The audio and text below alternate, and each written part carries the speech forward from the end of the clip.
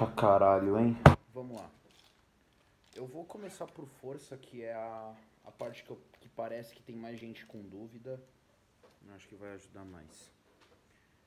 Vamos lá, Primeira lei de Newton.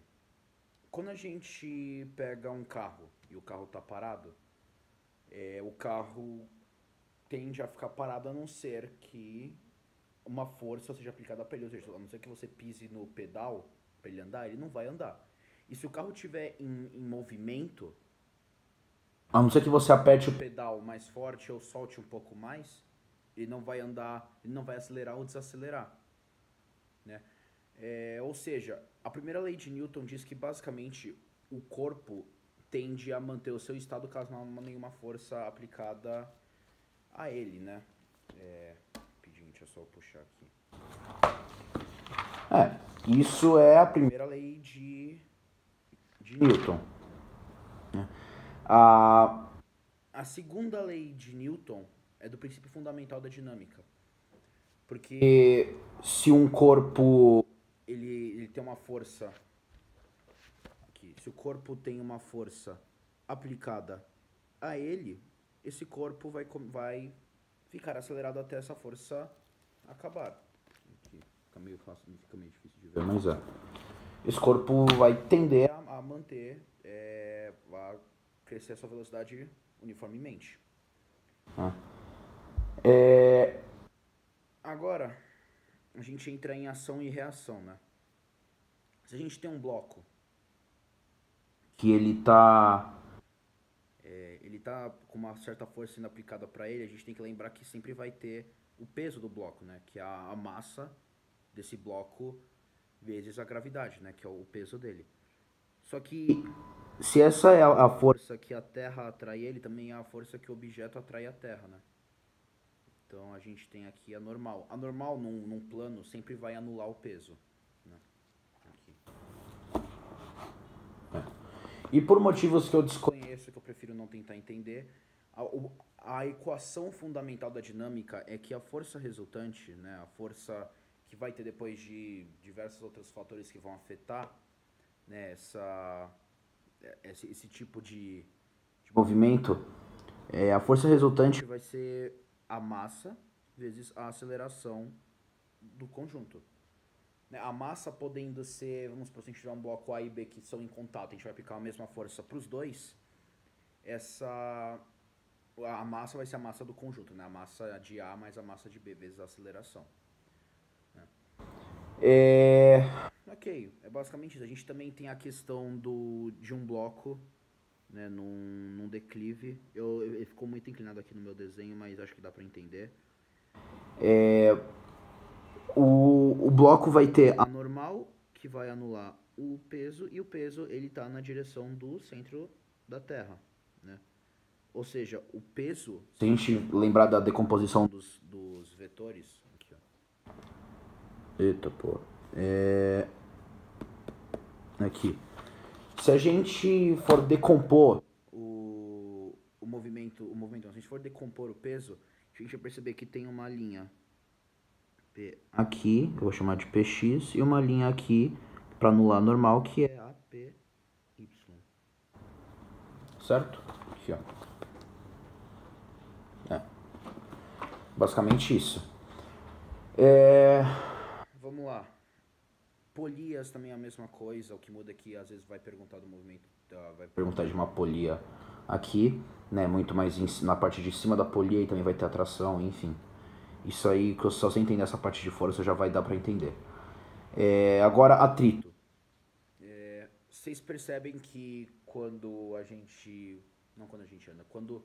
Vou usar o exemplo do carro também. Quando um carro anda, vocês percebem que Ele tem meio que uma força que faz uma força que deixa ele um pouco mais devagarinho, né? Ao invés de ser tipo, ao invés desse movimento que vai crescendo super lisinho, tem uma certa não desaceleração, mas ele não está indo tão rápido quanto ele deveria. Isso porque o contato entre as moléculas não é completamente nulo, ou seja, tipo, tem meio que umas rugosidades que impedem elas passarem livremente. Isso é o atrito. Né? Existem dois tipos de atrito, né? O atrito... Dois. O atrito cinético e o atrito estático. Eu vou começar pelo cinético, que fica mais fácil de entender. Se a gente está aplicando uma força aqui num bloco, a gente vai ter uma força contrária a ele, que vai ser a força de atrito cinético, que assim vai ser na direção contrária do movimento. Essa força de atrito, ela vai ser calculada por uma constante, né, que vai ser o μ do atrito cinético, que é uma constante de atrito, vezes a força normal, ou seja, vezes o peso, né? Vai ser basicamente μ cinético vezes o peso. Exceto nos declives, que aí vai ser tipo, vai ser o peso y aqui seu peso y no cantinho, né? Ou seja, pra gente calcular a força de atrito, a gente vai ter isso aqui é a força de atrito, aí essa vai ser a equação que a gente vai usar, né? Ou essa daqui que vai ser sobre o peso. Num declive, né, a gente vai usar essa força aqui, que vai usar esse ângulo para poder calcular isso aqui. Por semelhança de triângulo, você vai perceber que dá pra achar por seno, cosseno, enfim. Uma caralhada de coisa. Vamos lá. Isso é atrito cinético. Agora, o atrito estático, isso aqui é muito interessante. Como que eu posso falar? Ó, eu vou pegar essa cadeira aqui, por exemplo. Eu tô aplicando uma força nela, só que ela não tá se mexendo. Agora eu tô aplicando mais um pouco, ela tá quase se mexendo. Se eu aplicar isso aqui, ela começa a se mexer. Entenderam? O atrito cinético é basicamente uma força que vai se igualando à força que a gente vai aplicando no bloco até que ela alcança um limite, né? E nesse limite ela vai estar no que a gente chama de iminência de movimento, ou seja, mais um pouquinho de força e o bloco vai andar. E isso é muito interessante porque nos permite entender um pouco mais sobre as coisas, né? Aqui, por exemplo, a gente aplica uma força F e essa aqui é a força de atrito estático, né? Ela vai se igualando, né, com a força até alcançar esse limite.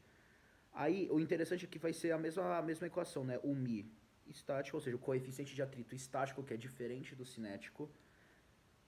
A força de atrito vai ser o μ estático vezes a força normal ou peso. É basicamente isso.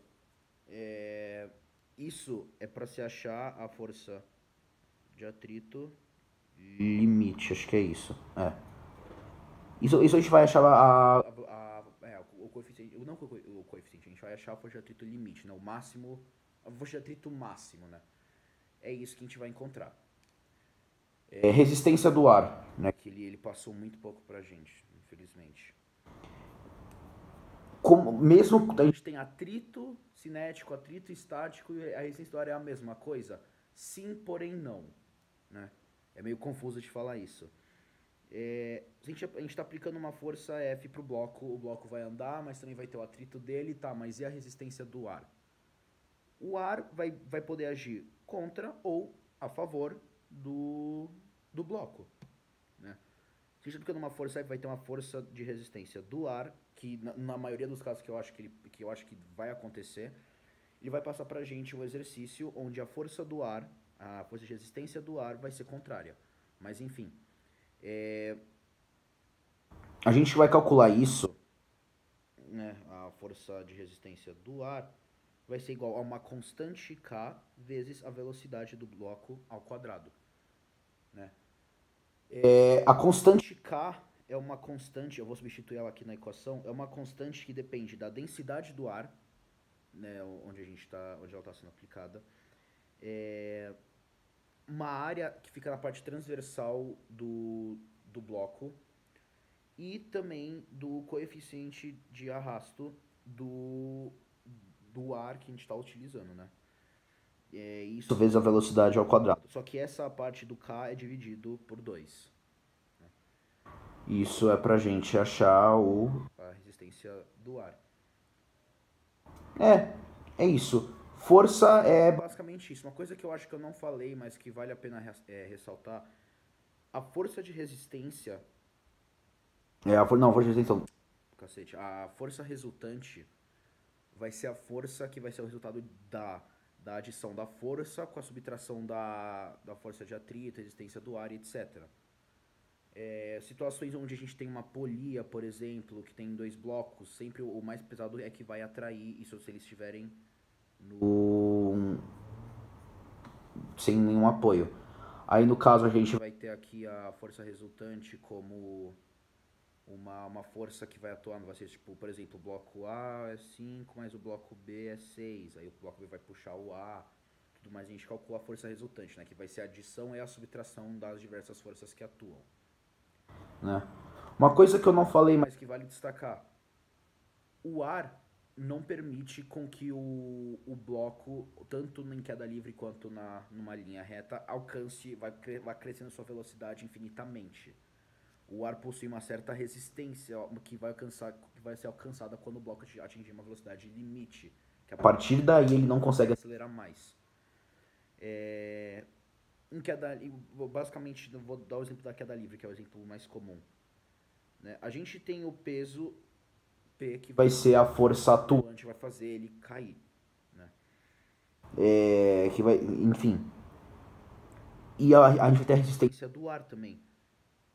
Como eu falei isso da aceleração limite, da velocidade limite, o que acontece é que quando ele alcança essa velocidade limite, isso quer dizer que a resistência do ar ficou tão grande que ela conseguiu anular o peso, ou seja, não há força resultante, não há aumento na velocidade.